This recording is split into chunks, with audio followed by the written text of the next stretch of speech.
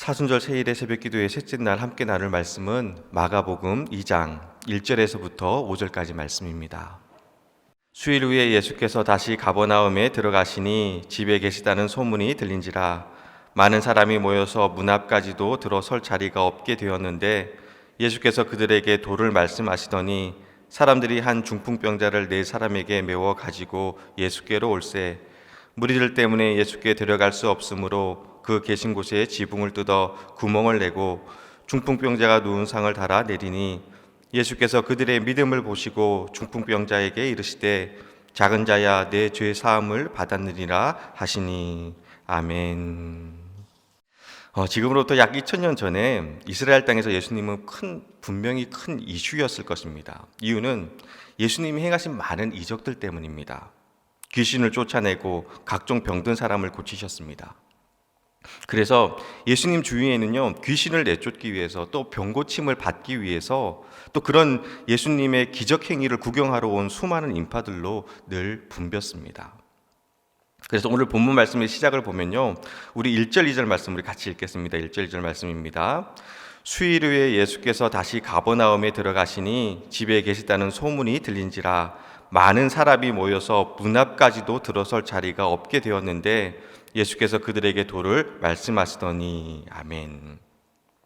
예수님이 집에 계신다라는 소문이 나니까 많은 사람들이 모여서 문 앞까지도 들어설 자리가 없게 되었다는 겁니다.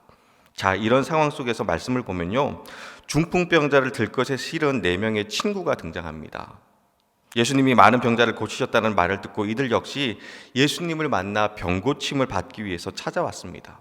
그런데 집 앞을 가득 메운 인파들로 인해서 예수님이 계신 집 앞 문 앞까지도 가지 못하는 겁니다. 온전한 몸으로도 그 많은 사람들을 지나 예수님께 가는 것이 어려운 상황인데 4명이 거기다가 거동도 못하는 친구를 들것에 태우고 수많은 인파를 헤치고 예수님께로 간다는 것은 불가능해 보입니다. 예수님을 만나면 병고침을 받을 수 있다는 기대를 갖고 나왔지만 사실 상황은요, 너무 막막하고 답답했을 것입니다. 저는 이 말씀을 묵상하면서 만약 저였다면 어떻게 했을까 하고 스스로에게 질문해 보았습니다. 그런데 제 성향을 볼 때 아마 전 포기했을 것 같아요. 당시 모든 질병을 하나님의 저주라고 생각하던 그런 사회적 통념 속에서 몸이 마비되어 비틀거리는 창피한 모습으로 그 많은 사람들을 뚫고 주님 앞에 나갈 자신이 없었습니다. 만약 제가 중풍병자였다면 주님 만나고 싶어도 그냥 문 밖에서 서성거리다가 돌아갔을 것 같습니다. 그런데 그런 생각을 하고 있을 때쯤 마음속에 주신 주님의 음성이 있었습니다. 주님이 그러시더라고요. 그건 너가 성향이 그래서 포기한 것이 아니라 꼭 만나야겠다라는 간절함이 부족한 것이라고, 그리고 믿음이 부족한 거라고. 예수님 만나면 100% 몸의 질병이 고쳐질 거라고 믿는다면 목숨 걸고 나가지 않겠냐고. 중풍병을 100% 고칠 수 있는데 창피하다고 사람들 많다고 포기하겠냐고. 긴가민가 하니까 포기하는 것이라고. 근데 생각해 보니까요, 정말 그런 것 같습니다. 혹시나 하는 기대감으로는 그 장애물을 뚫고 예수님 앞에 나갈 수 없지만 반드시 예수님이 고쳐주신다는 확신이 있으면 창피가 무슨 대수겠습니까? 고침을 받을 수 있는데 아무리 사람들이 예수님 주변에 많다고 해도 목숨 걸고 나가지 않겠습니까? 사랑하는 여러분, 혹시나 하는 마음으로는요, 믿음의 장애물을 뚫을 수가 없습니다. 그러나 반드시 주님이 고쳐주신다는 확신이 있으면 어떻게든 장애물을 뚫고 주님 앞에 나갑니다. 여러분, 왜 우리의 믿음이 이렇게 뜨뜻미지근한 줄 아세요? 간절함이 부족해서 그런 것이고요, 믿음이 부족해서 그런 겁니다. 중풍병자와 들것을 맨 4명의 친구들도 집 앞에 사람들이 가득 찬 것을 보았습니다. 그런데 그 장애물 앞에서 낙심한 것이 아니라 지붕 위로 올라갑니다. 그리고 지붕을 뜯어 구멍을 내고 중풍병자를 예수님이 있는 곳으로 내려보냅니다. 에이, 안 되나 보다, 어쩔 수 없나 보다 하고 포기한 것이 아니라 무슨 일이 있어도 예수님을 만나야겠다라는 겁니다. 그러니 불가능할 것 같은 장애물들을 넘어서는 겁니다. 영국의 유명한 주석가인 윌리엄 바클레이는요, 오늘 본문 말씀을 주석하면서 유명한 말을 남겼습니다. 4명의 친구들의 믿음은 장애물을 우습게 보는 믿음이었다. 저는 이 말이 굉장히 도전이 되었습니다. 중요한 것은 상황이나 환경이 아닙니다. 예수님이 함께 하신다면 모든 문제가 해결될 것이라는 믿음입니다. 그 믿음만 있으면 장애물들이 우습게 보이는 겁니다. 이 말을 한 바클레이 역시 청각 장애자였습니다. 그런 장애가 있음에도 불구하고 바클레이는 바클레이 성경 주석이라는 부류의 성경 주석집을 완성합니다. 어떤 사람이 물었습니다. 이 훌륭한 저술의 비결이 무엇입니까? 그는 이 질문을 받고 귀에서 보청기를 빼면서 말했습니다. 나는 이것을 빼면 세상의 소리가 차단되죠. 그래서 더욱 열심히 책을 읽을 수 있었고 성경을 연구할 수 있었습니다. 아무 소리도 들리지 않는 것이 오히려 하나님의 말씀을 더욱더 집중할 수 있도록 해 주었다라는 겁니다. 장애물에 걸려서 넘어지고 포기하면 그것은 장애물이 되지만 장애물을 넘어서 앞으로 나가면 그것은 감사의 제목이 되는 겁니다. 중풍병자 4명의 친구들에게 있어서 장애물은 장애물이 아니라 오히려 그들의 믿음을 너무나도 확실하게 증명할 수 있었던 기회였습니다. 그래서 여러분 5절 말씀을 보면요, 지붕이 뚫리고 줄에 매달려 중풍병자가 실린 들것이 예수님을 향해 내려오자 예수님은 묻지도 않고 따지지도 않고 그 중풍병자의 병을 고쳐주십니다. 지붕에 올라가서 지붕을 뚫고 중풍병자를 내려보내는 그 모습 속에 이미 그들의 믿음이 증명되었기 때문입니다. 우리 4절 5절 말씀입니다. 우리 4절 5절 말씀 같이 읽겠습니다. 무리들 때문에 예수께 데려갈 수 없으므로 그 계신 곳에 지붕을 뜯어 구멍을 내고 중풍병자가 누운 상을 달아내리니 예수께서 그들의 믿음을 보시고 중풍병자에게 이르시되 작은 자야 내 죄 사함을 받아들이라 하시니 아멘. 지붕을 뚫고 주님 앞에 나온 그들의 믿음을 보시고 더 이상 아무것도 묻지 않고 그 병을 고쳐주셨습니다. 장애물이 아니라 오히려 믿음을 드러내는 축복의 기회가 되었습니다. 바라기는 이러한 믿음이 우리에게도 있기를 소원합니다. 자, 그런데 여러분 여기서 조금 이상한 것이 있습니다. 그것은 중풍병 때문에 예수님 앞에 나왔습니다. 오직 이 병을 고침받기 위해서 많은 사람들의 질타와 창피함도 무릅쓰고 지붕까지 뜯었습니다. 따라서 이 중풍병자가 그리고 함께 온 친구들이 예수님께 듣고 싶었던 말씀은 아마도 내 병이 고침을 받았다, 병이 치유되었다, 이제 나음을 입었다, 이런 종류의 치유와 회복에 대한 말씀이었을 겁니다. 그런데 지붕을 뚫고 예수님 앞에 내려온 중풍병자를 향해서 예수님이 하신 말씀은요, 내 죄사함을 받아내리라 였습니다. 예수님은 이 중풍병자에게 단순히 병 고침만이 아니라 하나님의 구원을 선포하십니다. 눈에 보이는 육신의 질병인 중풍병만이 아니라 가슴 속에 있었던 상처와 또 그동안 중풍뼈를 앓으며 겪었던 한과 서러움, 그리고 알게 모르게 지었던 죄의 문제까지 다 고쳐주신 겁니다. 그저 병만 치유하신 것이 아니라 중풍병자 인생 전체를 치유하셨고 구원하셨습니다. 그리고 이 사건을 통해서 예수님이 우리에게 가르쳐 주시고 싶으셨던 것은요, 예수님은 우리를 구원하시기를 원하신다는 겁니다. 우리는 예수님께 단순히 눈에 보이는 육신의 질병이 낫기를 간구합니다. 아프니까요, 힘드니까요, 창피하니까요. 그리고 이 질병만 고쳐지면 이제 다 좋아질 거라고 생각합니다. 그런데 여러분 그게 아니라는 겁니다. 한번 생각해 볼게요. 지금 여러분 앞에 중풍병 같은 문제가 있다고 가정해 볼게요. 예를 들면 육신의 질병으로 인해서 아프고 힘들어요. 그래서 예수님 이 질병을 고쳐달라고 주님 앞에 나왔습니다. 또 경제적으로 많이 어려운 상황에 있습니다. 그래서 하나님 필요한 물질을 채워달라고 기도합니다. 아니면 자녀가 중요한 시험을 앞두고 있어서 꼭 시험에 합격시켜달라고 기도합니다. 이것만 해결되면, 이것만 이루어지면 이제는 정말 근심 걱정 없이 행복하게 살 수 있을 것 같아 보입니다.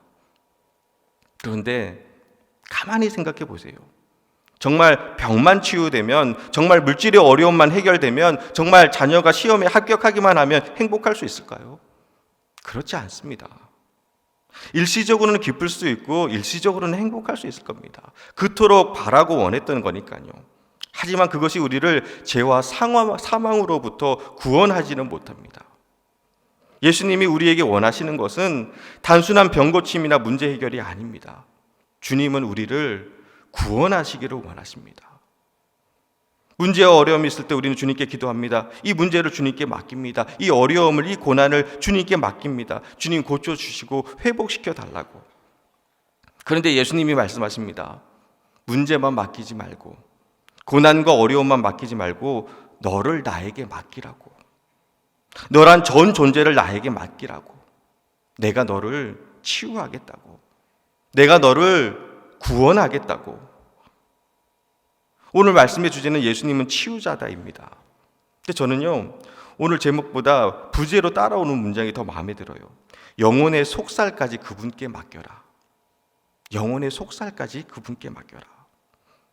겉에 보이는 모습만 맡기지 말고 남들에게 말하지 못한 아픔과 사연들, 정말 부끄럽고 수치스러운 죄의 문제들, 아닌 척 괜찮은 척하며 살아가지만 마음 한구석에 숨겨둔 그 서러움과 눈물들, 그 모든 것을 다 주님께 꺼내놓으라는 겁니다.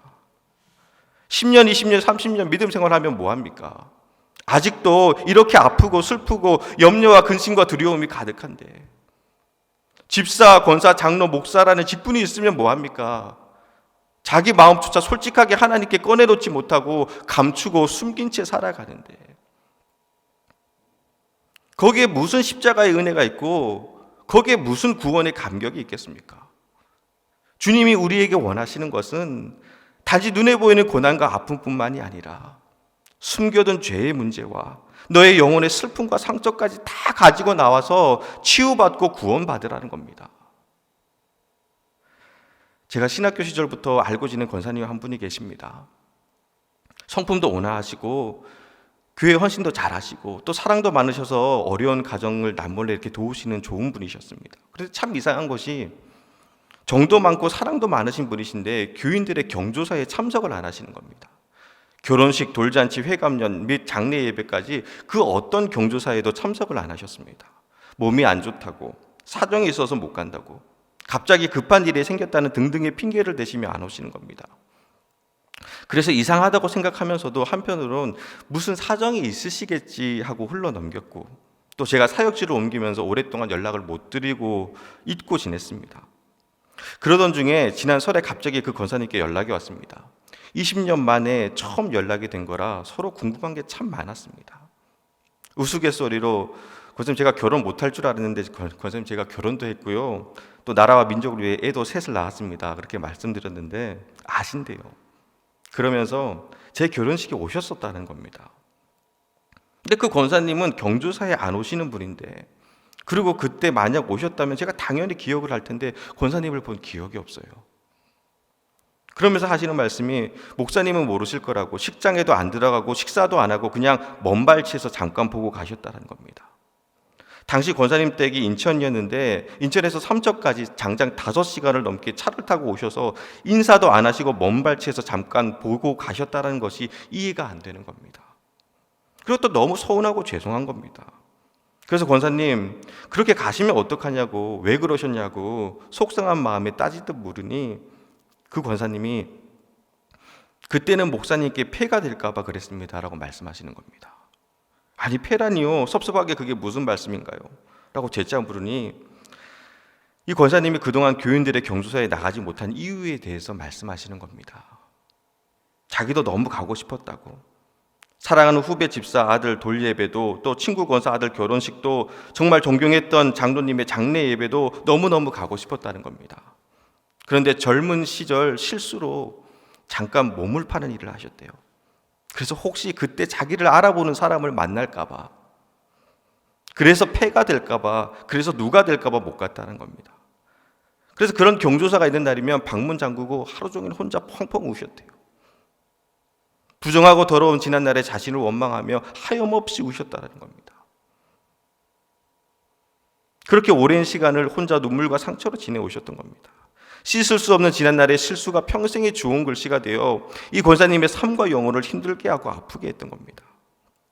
그런데 이렇게 용기를 내어 말씀드릴 수 있는 것은 이제는 괜찮대요.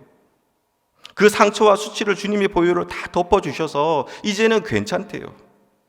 처음에는 너무 부끄럽고 수치스러워서 예수님께조차도 숨기고 감추며 살았는데, 그리고 그냥 시간이 지나면 언젠가는 괜찮아질 줄 알았는데 그게 아니더라는 겁니다.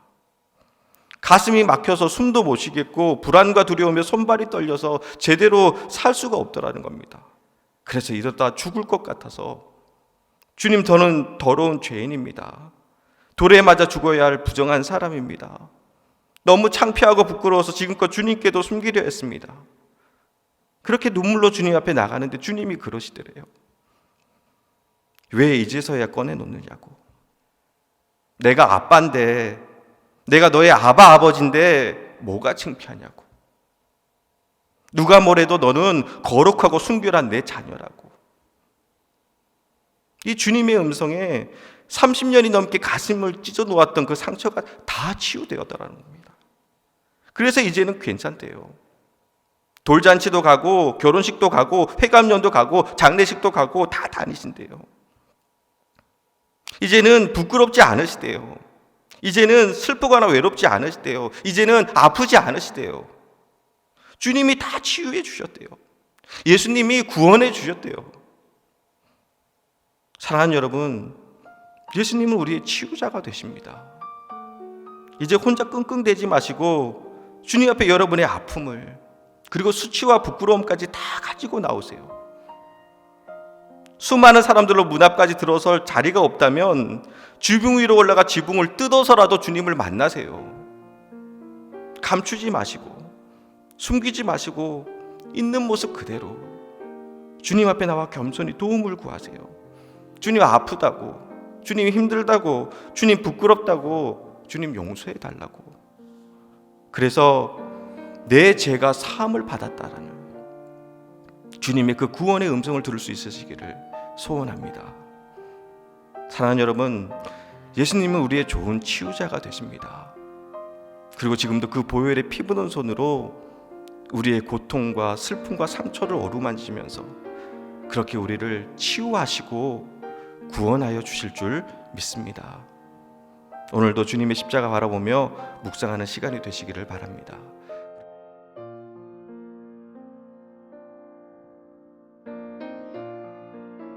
(3월 17일) 수요일 암송할 말씀, 마가복음 2장 5절 말씀입니다.